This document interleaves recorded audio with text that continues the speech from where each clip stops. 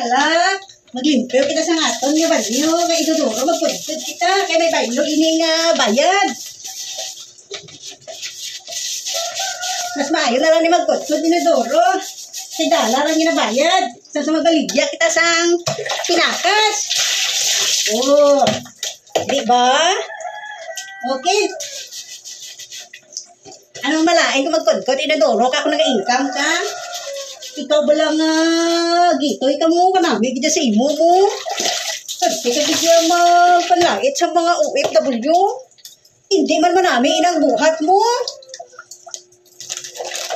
Di ba? Hello, it's me.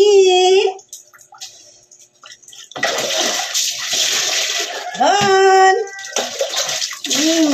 Sige na ka. Gaw-lagaw. Mga katalak.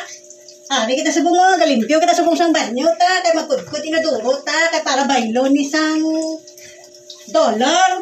Kay ang iba, obra lang da ka pamantay, kag magpangayo kayo sang kwan. Sang dollar man di ay. Mas maayo pa magkudkod ta sang inaduro ta.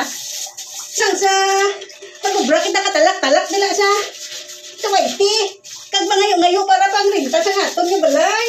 Pati pang lalaki, pangayo, pa sa ila, bo ginoo ko, sa dipuga, hindi nga mga katalak ko, Diba? Gumamit na rin kayo nito, para nami man ang kulor sa inyong, inudoro. Okay? Mga katalak, ha? Tagain nyo man ko sa inyong, ipabayad sa akon nga rintay, bo ginoo ko, kakulipot man sa inyo man.